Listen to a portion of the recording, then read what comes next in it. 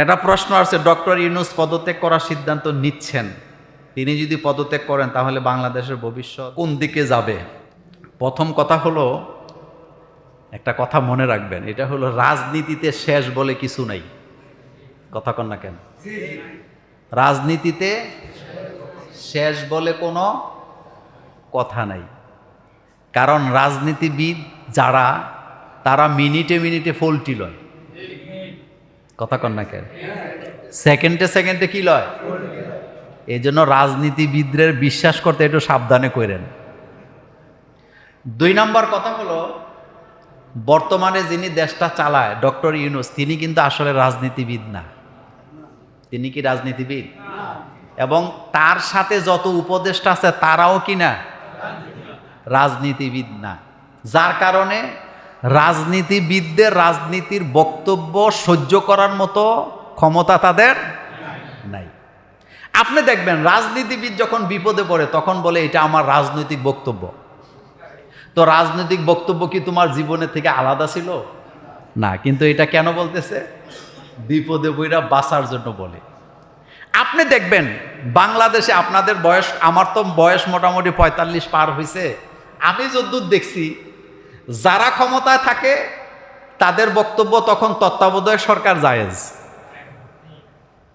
নাকি জায়েজ না? না, ক্ষমতায় থাকলে জায়েজ না। কথা কন না কেন? তত্ত্বাবধায়ক সরকার ক্ষমতা থাকলে কি না? আবার তারা যখন বিরোধী দলে যায় তখন তত্ত্বাবধায়ক সরকার ফরজ। একথা সত্য না মিথ্যা? আমি তখন ছাত্র, আমি যদ্দূর দেখছি, আপনারা তদ্দূর কই। বিএনপি ক্ষমতায় আসছে 91-তে, মনে আছে আপনাদের?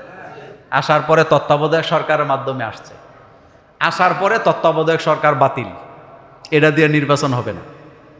96-তে আওয়ামী লীগ ক্ষমতায় আসছে, আসার পরে আবার আওয়ামী লীগ তত্ত্বাবধায়ক সরকার কি বাতিল, আবার আন্দোলন ফান্দোলন কইরা আবার 2001-এ আবার বিএনপি ক্ষমতায় আসে, আসার পরে এরাও আবার তত্ত্বাবধায়ক নিয়ে কি নাই, বিশ্বাস নাই। এরপরে 2008-09-এর দিকে নির্বাচন করে আবার তত্ত্বাবধায়ক সরকারের অধীনে নির্বাচন করে আওয়ামী লীগ আইছে, আসার পরে টানা কয় বছর?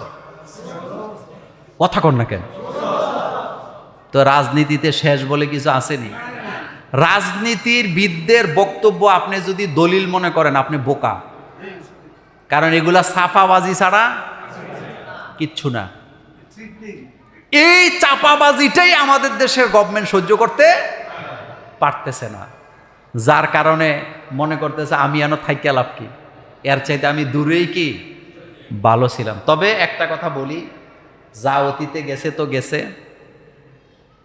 একটা কথা মনে রাখবেন, ডক্টর ইউনূস যদি পদত্যাগ করে বাংলাদেশে এত সংকট তৈরি হবে যেই সংকট থেকে বের হওয়া কঠিন।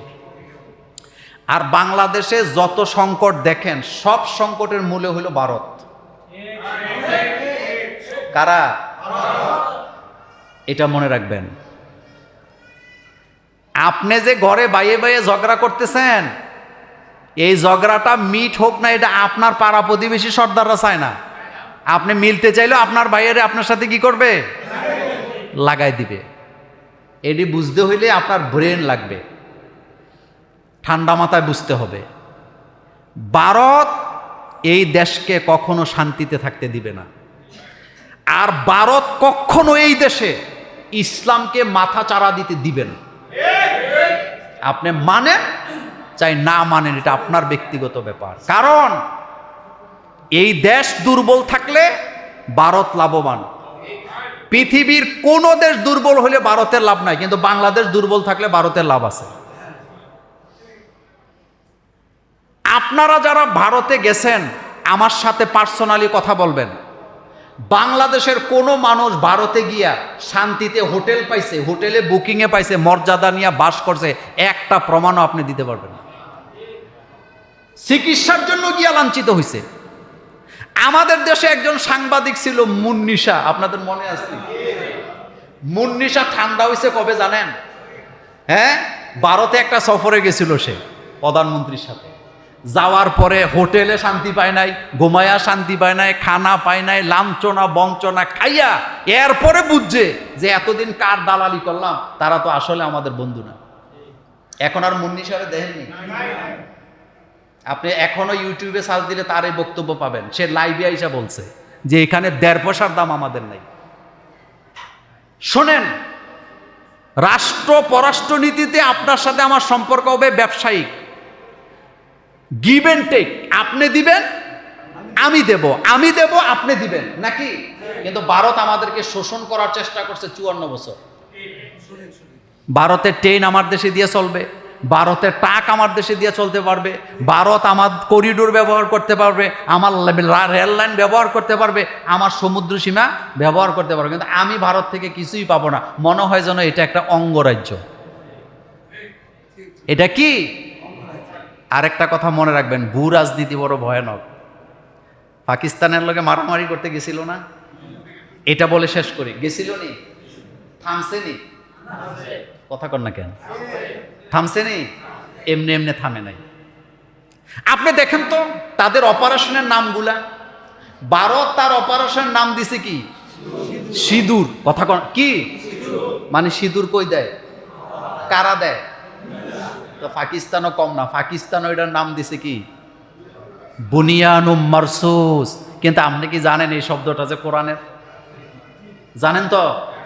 বুনিয়ানুম মারসুস এই শব্দের অর্থ হলো, আল্লাহ পাক বলছেন তোমরা যখন কারোর সাথে যুদ্ধের ময়দানে নামো, সীসা ডালা প্রাচীরের মতো যুদ্ধ করে যাও। মানে পেছনের দিকে যাওয়ার কোনো সুযোগ। ভারত যখন দেখছে সারা দুনিয়া ভারতকে বয়কট করছে, এখন কয় ঠিক আছে যুদ্ধবিরতি মানলাম। কিন্তু আমরা কখনো যুদ্ধ কি? কারণ ভারত পাকিস্তান যুদ্ধ হইলে সমস্যা সবচেয়ে বেশি আমাদের। কারণ আমরা মানচিত্রিকভাবে এমন এক জায়গাতে আছি। আরেকটা কথা বলে শেষ করে দেই, এটা হলো আপনারা মোষে তেল দিয়ে না যে ভারতের এখন আর বাংলাদেশে নাই, এটা মনে করার কোনো কারণ আছে না। এটা থাকবে, এটার প্রভাব থাকবে। এটা বোঝার জন্য কিছু ঠান্ডা মাথায় চিন্তা ভাবনা করা লাগবে। আমি কি চাই, আমি কি পাই, আমি কি করতে চাই, আমি কি করতে পারতেছি না, এটা বুঝতে হবে। সেজন্যে ডক্টর ইউনূসের পদত্যাগ, এটা শেখ হাসিনা চলে যাওয়ার পরে সে এখন যদি ডক্টর ইউনূস এই মুহূর্তে পদত্যাগ করে, কঠিন শাস্তি আপনারা পাবেন, এটা মনে রাখবেন। কেউ শান্তিতে থাকতে পারবেন না। শেষ কথা, আসসালামু আলাইকুম রহমতুল্লাহ। ওয়ালাইকুম সালাম। হুজুর, শুনেছি একটি গরু সর্বোচ্চ 7 ভাগে কুরবানি করা যায়। এখন আমার প্রশ্ন হচ্ছে, 1 ভাগে কুরবানি কি 2 ভাই মিলে করা যাবে? না, 1 ভাগে 2 জন হইলে তাইলে এটা কয়টা হয়ে যায়? 2টা হয়ে যায়। কোরবানি একটা হবে। ওই যে কথা আগে বললাম, চুলা যদি একটা হয় তাহলে কোনো সমস্যা কি? কিন্তু চুলা যদি বাঘ হয়, আপনার বাঘটাও কি হবে? বাঘ হবে। ঘটনাটা, এই প্রশ্নটা এরকম যে 2 ভাইয়ে মিললে একটা গরুতে শরীক হয়েছে, টাকা 50-50 দিছে, ওখান থেকে 1 ভাগ আইনা ঘরে আইনা আবার কি করবে? হবে না। একটা ভাগে একজন, একটা পরিবার দিতে পারবে। এই জন্য এই ব্যাপারে সতর্ক থাকবেন। শরীক নিতেও কি থাকবেন? সতর্ক থাকবেন। আল্লাহ যেন আমাদেরকে বুঝার তৌফিক দেয়। আমরা বলি আমিন। আসসালামু আলাইকুম। আরেকটা কথা বলে শেষ করে দেই, এটা হলো আপনারা মোষে তেল দিয়ে না যে ভারতের এখন আর বাংলাদেশে নাই, এটা মনে করার কোনো কারণ আছে না। এটা থাকবে, এটার প্রভাব থাকবে। এটা বুঝার জন্য কিছু ঠান্ডা মাথায় চিন্তা ভাবনা করা লাগবে। আমি কি চাই, আমি কি পাই, আমি কি করতে চাই, আমি কি করতে পারতেছি না, এটা বুঝতে হবে। সেজন্যে ডক্টর ইউনূসের পদত্যাগ, এটা শেখ হাসিনা চলে যাওয়ার পরে সে এখন যদি ডক্টর ইউনূস এই মুহূর্তে পদত্যাগ করে, কঠিন শাস্তি আপনারা পাবেন, এটা মনে রাখবেন। কেউ শান্তিতে থাকতে পারবেন না। শেষ কথা, আসসালামু আলাইকুম রহমতুল্লাহ। ওয়ালাইকুম সালাম। হুজুর, শুনেছি একটি গরু সর্বোচ্চ 7 ভাগে কুরবানি করা যায়। এখন আমার প্রশ্ন হচ্ছে, 1 ভাগে কুরবানি কি 2 ভাই মিলে করা যাবে? না, 1 ভাগে 2 জন হইলে তাইলে এটা কয়টা হয়ে যায়? 2টা হয়ে যায়। কোরবানি একটা হবে। ওই যে কথা আগে বললাম, চুলা যদি একটা হয় তাহলে কোনো সমস্যা কি? কিন্তু চুলা যদি বাঘ হয়, আপনার বাঘটাও কি হবে? বাঘ হবে। ঘটনাটা, এই প্রশ্নটা এরকম যে 2 ভাইয়ে মিললে একটা গরুতে শরীক হয়েছে, টাকা 50-50 দিছে, ওখান থেকে 1 ভাগ আইনা ঘরে আইনা আবার কি করবে? হবে না। একটা ভাগে একজন, একটা পরিবার দিতে পারবে। এই জন্য এই ব্যাপারে সতর্ক থাকবেন। শরীক নিতেও কি থাকবেন? সতর্ক থাকবেন। আল্লাহ যেন আমাদেরকে বুঝার তৌফিক দেয়। আমরা বলি আমিন। আসসালামু আলাইকুম।